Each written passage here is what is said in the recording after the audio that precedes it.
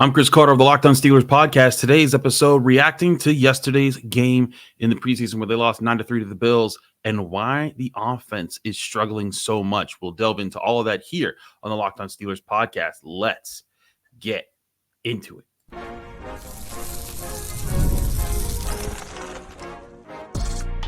You are Locked On Steelers, your daily Pittsburgh Steelers podcast, part of the Locked On Podcast Network, your team every day.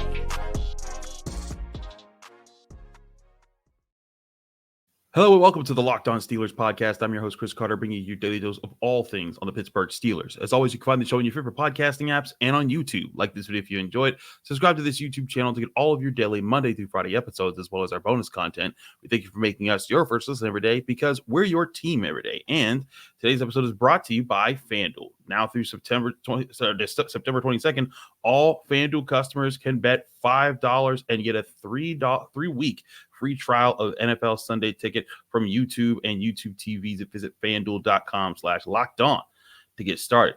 All right, Steelers fans, let's delve into this game.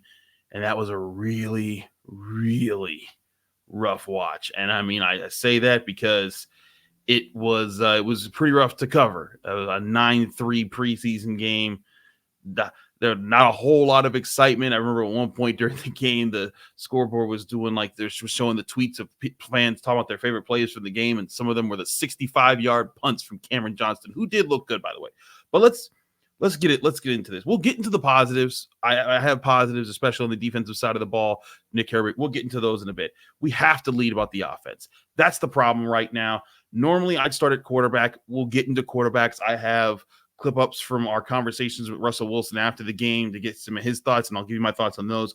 But we gotta lead with the offensive line because the offensive line got its butt kicked, and this is the second week in a row that has happened in the preseason. And specifically, Broderick Jones got his butt kicked, who had a horrid night against Gregory Rousseau, who just ate his lunch twice for sacks, and he didn't look particularly too well in other situations. There was like one or two plays where at least I noticed just raw watching the game from the press box where I was like, okay, that was a good rep here and there. But by and large, Broderick Jones had a terrible night. Like if I did stars and skulls for preseason games, and for those who know that that's like our rating system of how we grade players game in and game out. I don't do it for preseason because then I'd be doing that for 100 people. But if I was doing stars and skulls, that'd be a 3-skull game for Broderick Jones. He was bad all around. Just not look good. And what's really alarming is how he gave up the 2 sacks. It wasn't like Gregory Rousseau threw on a crazy spin move or used this elaborate thing. It's like, he just moved Broderick out the way. He just got his hands inside, pushed him. Broderick Jones had no fight back, and it was over. That is not good. That is very alarming that if you can't just stop that basic thing right there, you can't be an offensive tackle, let alone a premier offensive tackle. Now, we should remember some things to mitigate this because I'm not here to just bang on Broderick Jones and say he's bad, he's terrible, get him out of there. I'm not saying none of that. We should remember, one, he's been dealing with an elbow injury. We talked about it at the start of camp. He got it. He's had an elbow brace. So there's that to deal with there. But he's maintained it. He's not talked about it. Whenever someone's asked him about it, he's brushed it off. But still, even with that, the way that he was beat Saturday was inexcusable. It was fundamentals that he lost on. Again, just being shoved out of the way, not having your hands in the right spots, not having your pad level at the right spot. Those things, I think, can be very frustrating to watch if you're Pat Meyer, the offensive line coach, or if you're Mike Tomlin, or if you're Russell Wilson, who got sacked 3 times in the first half of this game. I think that's part of the concern here. I'm not sure if it's alarming just yet because, again, of the injury situation, but also because I've seen Broderick Jones do a lot better than Saturday night. It's not like this is a continuing thing from last year where he was just horrid last year. And there were times last year you saw the rawness in his game, but there were plenty of times last year you also saw really good things. And in fact, this past Thursday, I saw him live up against the same dudes, and the same dude, Rousseau himself, and he stoned him. And he not only stoned him, he pushed him back in pass pro and in the run game. And it was just a complete flip of the results in the preseason game. And I think that shows that, hey, maybe it was just a bad night for him. But the problem is that he also didn't have a good night in the first preseason game. So now, once his could be happenstance, 2 starts to look like a trend. 3 is when you have to acknowledge there's a problem. And look, I think that Jones might just be in a rut. You got to remember, he's a very young player, came into the NFL at 21 years old.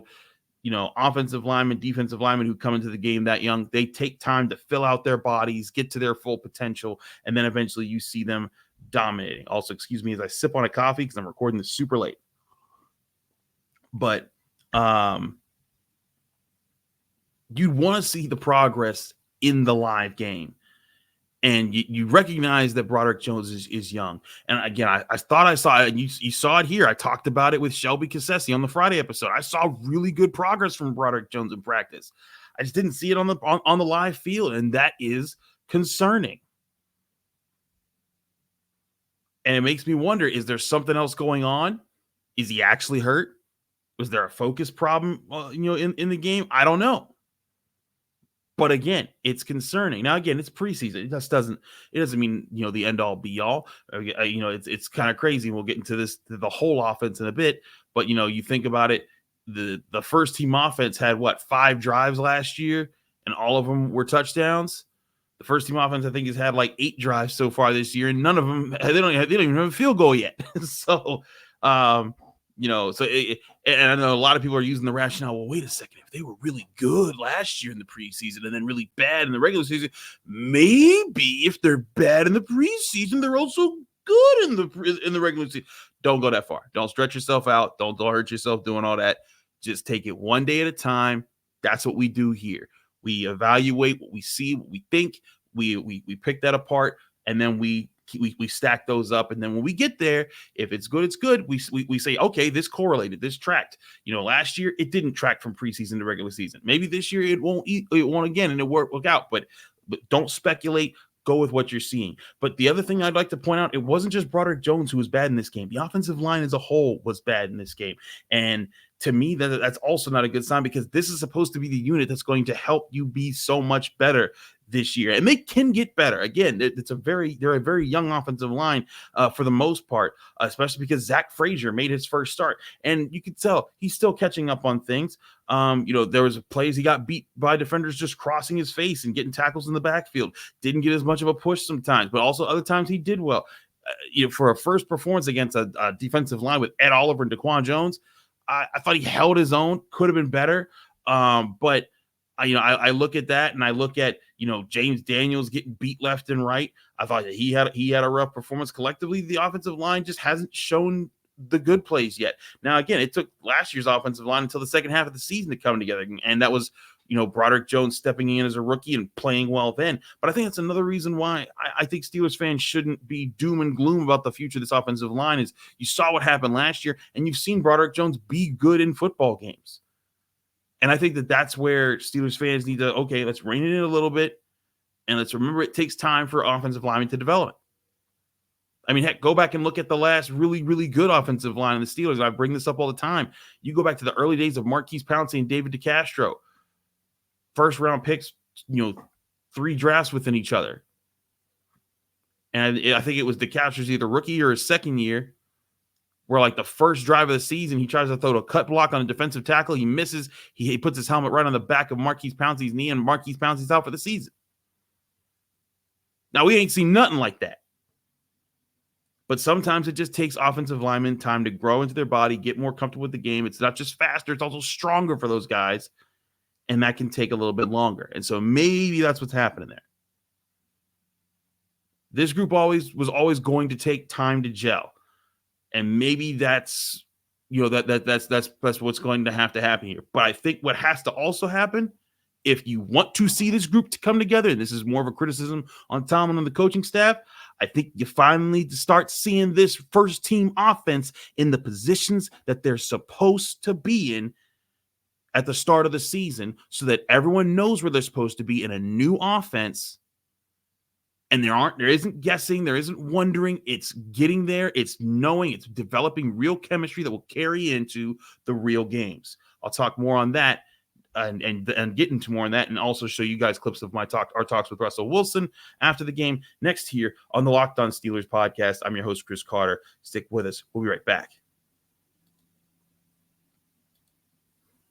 But first, I want to remind you this show is brought to you by eBay Motors. Passion, drive, and patience, that's what brings home the winning trophy, and it's also what keeps your ride or die alive. eBay Motors has everything you need to maintain your vehicle and level up to peak performance. From superchargers to roof racks, exhaust kits, LED headlights, and more. Whether you're into speed, power, or style, eBay Motors has got you covered. With over 122 million parts for your number one ride or die, you'll always find exactly what you're looking for. And with eBay's Guaranteed Fit, your part is guaranteed to fit your ride every time, or your money back. Because with eBay Motors, you're burning rubber, not cash. With all the parts that you need at the prices that you want, it's easy to turn your car into the MVP and bring home that win. Keep your ride or die alive at ebaymotors.com. Eligible items only. Exclusions apply.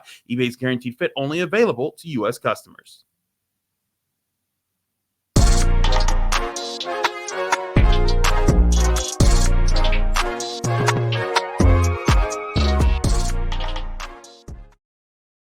We're back here on the Locked On Steelers podcast. I'm your host, Chris Carter. Let's continue this episode and get back into the point I was making there. And I've sort of said this a little bit, that it's been a concern. I brought this up with Alan Saunders. He brushed it off. I think I brought this up with Jim Wexell. He brushed it off during training camp. I've been saying I think that it's weird that you haven't seen really the first team offense the way that you're planning to actually use the first team offense all throughout training camp. You saw all of Justin Fields pretty much through training camp to be QB1. Part of that was the injury, but even when Russell Wilson was quote unquote back, he wasn't running with the first team offense until like the last week leading up to this game. And to me, I was always wondering, how is that going to work out? Because you had a quarterback calling things. Everyone is learning a brand new offense. Everyone's trying to learn what Arthur Smith wants to do. It's going to take time for them to come together, not just the offensive line, but everybody. But in all of that, that's where I think that it would really help if the Steelers were able to put players where they're supposed to be in this offense. And part of that includes Broderick Jones, because, he's at right tackle, but he's supposed to be the left tackle of this team. So and I get part of it is Dan Moore Jr. Maybe he can't play right tackle. Tomlin has kind of said that in the past and denied it later, and then this, that, and the third. And maybe that's why Broderick Jones is at right tackle. And again, Broderick Jones showed some really good stuff last year at right tackle at times. But I think that Broderick Jones right now maybe could use just a little bit of focus in being in the position that you actually want him to be in for his career. If he's going to be the star offensive tackle that gets the offense in gear, I think that he needs to I think that they need to let him settle into either left tackle, or if he is going to play right tackle, let him just settle in there. But they need to get him there. And I think they also need to stop playing around with the whole, if Russell Wilson's your QB1, let him go be QB1. Let him get more of the reps in practice. Let him get in tune with this offense, and let them develop their chemistry so that they can actually make big plays. And again, this isn't about just a knee-jerk reaction to a preseason game, but we haven't seen progress in this offense yet. And I think that's where I think that there are problems. And again, when you look at how these guys did, I don't think that Russell Wilson or Justin Fields were terrible in this game. I thought Justin Fields, his decision-making at times was really sharp and on point. I thought when he had to extend a few plays, he showed his athleticism, and that was certainly a bonus. He led the Steelers with 8 carries for 42 yards on the day. He also had some scrambles that bought him more time to make some plays down the field. 11 of 17 for 92 yards for him. I thought Justin Fields, did all right there. There were still some mistakes that you don't want to see. There were some, passes that he thrown that I thought should have been intercepted, but weren't. But so goes the luck sometimes. But at the same time, Russell Wilson, 8 of 10, 47 yards. Again, high completion percentage, but not high, yardage there. And I think that that's where I look at this, and I think that you got to see more from Russell Wilson than just 8 preseason passes, especially when it's in a new offense on a new team. I think the Steelers quarterbacks in particular still have plenty of work to do. I still think Russell Wilson's QB1, and that's not a slight on Justin Fields. I just think that he is. And I thought, again, that both did all right, but there's clear offensive problems. And I think it comes from the offensive line and mistakes, but quarterbacks are involved as well. I thought the flow of quarterbacks should be showed that they can get the ball out on time in this game. But, again, the first team offense hasn't scored in 2 games, and that includes both Russell Wilson and Justin Fields. So is that a major concern? Well, we kind of asked that a couple times of Russell Wilson after the game. Here was Russell Wilson in the media scrum when we were asking him questions after the Steelers preseason loss to the Bills. Russ, I know it's limited opportunities and it's just the preseason, but would you like to see the first team offense score more points? Because I don't think you have in 2 games. Yeah, I mean, I think for us, today, we just stayed on schedule. I think the biggest thing is staying on schedule. We had too many 3rd and longs, in the first 2 drives, in particular. We did some good things on offense, but at the same time, we just got to give ourselves the best chance possible to be successful. And that's 3rd and shorts and 3rd and mediums, and we converted, one of those, later in the first or second quarter or whatever it was, and Van did a good job sitting in the middle, but. I think the best thing we can do is put our heads down and keep getting to work. Pat Fryermuth said in the locker room that you feel like you guys are making really good progress right now. Would you agree with that assessment from how you guys are seeing? I do. I mean, the practices, the things that we do, the extra work, the amount of time guys are spending. I'm really excited about this football team. I really am. I just, you can't blink an eye, they all matter. They all matter. They always matter. Every game matters. Every time, the ball's kicked off, it matters. We also understand, to process, to understand what we're doing really, really well, and then continue to do those things. And then the things we're not doing so well, let's fix them. And then you give yourself the best chance. But you can't run from, fixing the little details. And so, we're closer than we know. I think, to be honest with you, I think that, I really love the work ethic of the guys that we have. You mentioned Pat Fryermuth. I mean, just the detail that he puts into it. GP, obviously such a special player. Calvin, Van has really risen up to the occasion. I love Scotty Miller. Obviously, our backs are physical as can be. And I think of our offensive line. We're young but talented, and I think that's a great thing to have. So the guys have a 1-2, and we have that. And then obviously we have a great defense. So I think that the best thing that we can do is look at the film, study it. I'm just grateful to, every time I get to play this game, man, there's just so much gratitude and joy, for me. And just to, put this jersey on for the first time, really, I put it on last week, but this time, playing real football, it's a good feeling, I'm excited about our football team. You mentioned every preseason is different, but what is the level of concern that those details are manifesting over in the game situation? If our practices weren't as good as they have been, you'd be a little bit more heightened and concerned. I think we get to go against a great defense every day, every week. We obviously played the Bills on Thursday. We did a good job against them the other day. They played well tonight. They made some plays and everything else. But I think the sense of urgency is always high. If we had scored 3-4 touchdowns, the sense of urgency still should be high. And I think that's where you can't be tricked and fooled on a moment. You have to be able to understand it's a long process, and it's a process that you got to enjoy.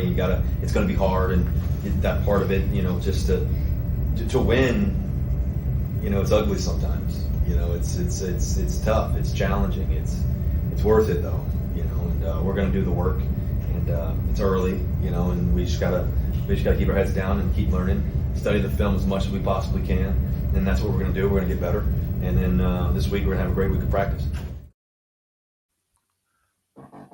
Again, with Russell Wilson, I've said this before, this man's a politician sometimes with the way he talks. We ask him one question that's specifically about something, and he will go on a tangent about, like, we got to be a team. We got to be 53 men.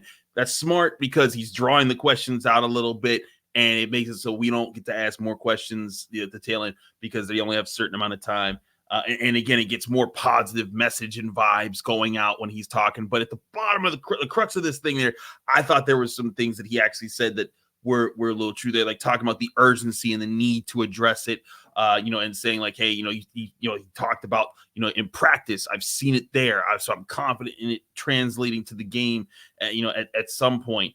I thought there was some real there. I think Russell Wilson is very good at not giving media red meat, even though there's times he's absolutely given media red meat with like, Broncos country, let's ride. But, in these settings, I think he's very good at playing these games and not doing that kind of stuff. But still, Russ, and I'm very intrigued to see how this plays out with the frustration that the offense is having as a whole. Like, there was one play, I want to say it was like a third down in like the middle of the first quarter. It might have been the third or fourth drive where the Steelers had to call a timeout, I believe.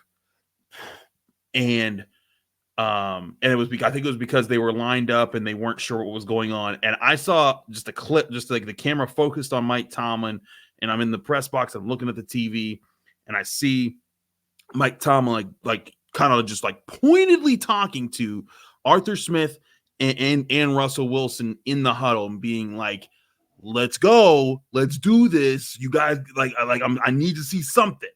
And then they converted that third down. But all in all, this was still another game where, the Steelers as a team were 4 of 13 on third downs. Not what you want to see. You want to see them move the ball. You want to see them do more things here. I mean, let's go over I think Russell Wilson was in for 5 drives in this game. The first drive, 3 and out. Penalties, sacks, not great. Second drive, 3 and out. Three plays, 8 yards. Third drive, 5 plays, 7 yards. Again, ruined by a sack there. Fourth drive, 3 plays, 18 yards. Penalty, brings it back. So there, in your first 4 drives, you've only had 1 drive that's not a 3 and out, and that was only 5 plays. And then in your 5th drive, 7 plays, 22 yards, do get a first down, but then you miss a field goal after you stall there.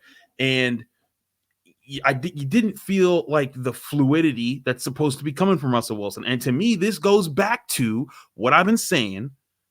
I think that I know that Russell Wilson's the vet and that he's going to adapt and everything, but I think that if he's really a QB1, let him be QB1 in practice and otherwise. Get the working with him. Let him build the chemistry. Let him get on time with everybody. And the same thing goes with Broderick Jones, if you want him at left tackle, put him at left tackle. If you want Zach Frazier at center, put him at center. And apparently he's going to have to be at center because as Jerry Dulac reports from the Post-Gazette, Nate Herbig is hurt for an extensive period of time. So Zach Frazier automatically is going to be the team's starting center. So I think that a big part of what needs to happen moving forward is the Steelers need to be like, all right, we've had this time to experiment, to test out versatility and to test out who can fit where and see if this puzzle piece over here has multiple advantages to it. Now you got to figure it out. And they got 1 week before they play the Detroit Lions in the preseason to finish things out. I think that I know that in the last preseason game, they often like to rest a lot of guys. I think the full offensive line should be out. I think Russell Wilson should be not out. I think they should be on the field. I think the full starting offensive line and Russell Wilson, all of those guys should be in the game, ready to show what they got next week for multiple drives until you see some progress or some satisfaction, because you do not want to go into week 1 real football and not have any of that confidence about you. I really think that would be a big mistake. And that's where I'll be interested to see how Mike Tomlin handles it. He often brushes off the usage questions and doesn't get into too much of that.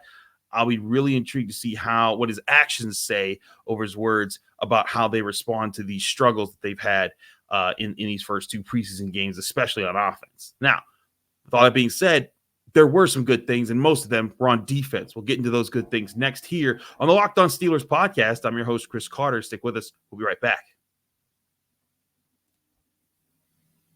But first, I'll remind you, this show is brought to you by FanDuel Sportsbook, the #1 sportsbook in America. You've heard us talk about FanDuel, America's #1 sportsbook.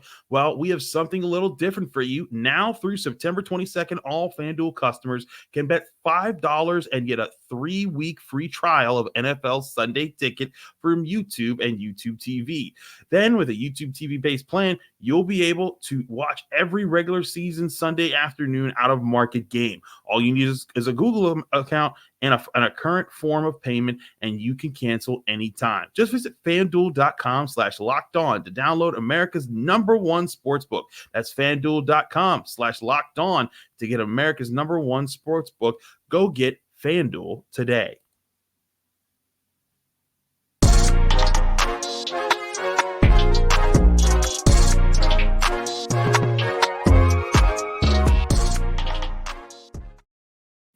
Back here on the Locked On Steelers podcast, I'm your host, Chris Carter. We continue our post-game show sort of after this Bills loss in the preseason game for the Steelers. We've talked a lot about the offense and the negatives of it. Let's get into the defense. And the defense, I thought, was pretty good. You know, as bad as the Steelers offense was on third down, the Steelers defense was actually pretty good. They only had 2 third down conversions on the day. So that was good for them there. Granted, they did not face Josh Allen. Mitch Trubisky started the game, also completed 9 of 13 passes, did throw an interception. Miles Killebrew. I have different notes for guys that impressed, but I cannot lead off with anyone else other than the man himself, Nick Herbig, aka Mr. Herbig, as Mike Tomlin likes to call him when he makes a play. Nick Herbig looked explosive, got a sack and a half in this game, was flying all over the place, was helping in coverage. He was doing everything you expect him to do as a second-year player, taking a step up in the NFL. 4 tackles total on the day.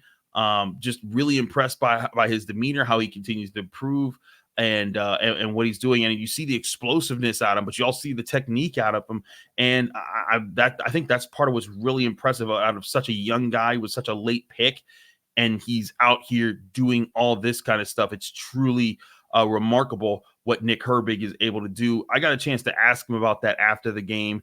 I want you to hear his response and also him talking about what he feels like when Mike Tomlin calls him Mr. Herbig when he's trying to give him a compliment. But here's Nick Herbig after the Steelers game. You were a very technical rookie last year. You had several different moves. You seemed like you could talk through them and think through them a lot. What things are you able to see now this year that you maybe didn't see last year? Yeah, I think just recognizing like alignments and pre-snap things, stuff I wasn't keen to last year.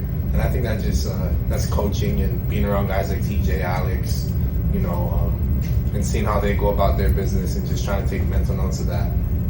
Jake Marcus Golden was here and he's out already. I mean, how ready do you feel to step into that role, especially knowing that there's not a ton of experience even behind you at this point? Yeah, I mean, I think there's never going to be a true time when you're like, okay, like I'm ready. Like, I mean, it's when the lights come on, you got to show up. So you just got to stay ready so you don't got to get ready.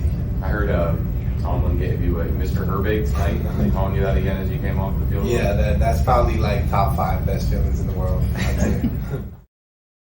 Nick Herbig, very likable guy. Also, just a very likable player. Like the guy's all over the place. He's just working hard. He's not a high pick, and he's showing you everything. But like the reason, as you saw me in that question there, or heard me in that question there, Nick Herbig was winning not because he was brutally strong or he was just the fastest man on the planet. He was beating people with technique last year. And that was the really impressive part. I was like, whoa. And like to the point where TJ Watt was admitting during training camp, like, hey, I don't use that. I asked him to teach me this one because I didn't have that in my repertoire. And I think that's what's really impressive about Nick Herbig is that he's able to do these things, and he seems to be very genuine. He seems to be a really good person. He's very relatable. All these things are big points for Nick Herbig in the start of his career and trying to build things out. But I think that the young man looks ready. I think that he showed, Alex Highsmith was out with a groin injury. It's said to not be serious, but at the same time, if Nick Herbig comes in and gives that kind of relief, it shows the Steelers do have depth at the position in the first place, which I think is a really good sign for how things could go for them. Again, Nick Herbig, 1.5 sacks, really good stuff there. Also looked good against the run. I just think he plays comfortable. He knows what he's doing. I think it's pretty sharp there. Now, I think it also should be encouraged by how other people played on the defense. I thought Peyton Wilson, before he was being checked for a concussion, he did not have a leg injury in this game, but he was a bit woozy after a hit, and they had to bring him to the locker room for concussion tests. I haven't heard more about those just yet, but I thought Peyton Wilson was pretty good in this game. He didn't have like stellar numbers or anything, but it's particularly there was a play in the red zone where he had to run with a running back in coverage, but behind him there was a tight end working a corner route.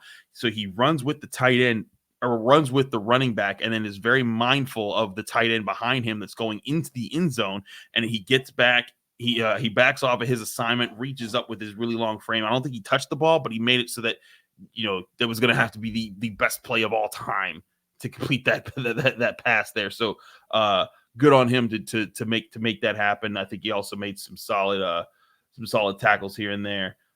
They get 2 tackles on the day. But I'd also be remiss if I didn't mention some of the big dudes up front. Keanu Benton really getting after it. Larry Ogunjobi, I thought, had a spectacular day. He was all over the place. I thought DeMarvin Leal had a couple good pressures. I also think there's another guy that we've kind of all forgotten because of the additions at linebacker, but Mark Robinson. I thought Mark Robinson might have had one of the best days on the team because I saw Mark Robinson covering, tight ends down the seam and looking good doing so. And one time that coverage was there and it was so good that it kind of forced the pass to be higher to get around him. And it led to a missed pass, which led to an interception. And the Steelers kind of got a little bit of momentum from that. So Mark Robinson doing a good job there. I kind of look at this game and I think like, man, there's still so far for this team to go. But I think that Nick Herbig certainly is showing that he's ready. And I think that there's parts of this defense that still need to prove itself. Beanie Bishop didn't play in this game. He had, I believe, a minor injury. So there's still a lot of things to balance out. I think the defense is very close to figuring it out and putting it all together. I think the offense, less so. And again, that's why I think these next few weeks, but until the NFL regular season, they need to be about getting sharper, getting healthier, but especially getting this offense on the same page and knowing what they need to fix. That's going to be so huge for this team moving forward. They need this offense to put it together and not have so many 3-and-outs to actually to actually put points on the board to alleviate pressure from the defense. Those are the things that I think need to happen there. But on defense, I'm continued to be encouraged by how good this defense could be and how it could still be the guiding force of this team as the season rolls on. But all that being said, I hope you guys enjoyed my insights. And this is just an initial bird's eye view from the press box, showing you some scrums that we got in the locker room. I hope that you guys enjoyed that. I'll be back with a full episode Monday, breaking down everything that I've kind of saw. I'm hoping to get my hands on some All-22 film today. If we get that, we will talk more about that then. But if not, we will definitely be have our show up still Monday, going over everything, even if it's not the All-22, other observations and things to get you ready for the week. And then we'll be seeing when we're at Steelers practice throughout this week. Again, thanks for tuning in to the Locked On Steelers podcast. I'm your host, Chris Carter. Follow me on Twitter and Instagram at Carter Critiques. Read my work at the Pittsburgh Post-Gazette, post-gazette.com. Find me here on the Locked On Steelers podcast every day, Monday through Friday, on your favorite podcasting apps and on YouTube. We'll see you tomorrow right here on the Locked On Steelers podcast.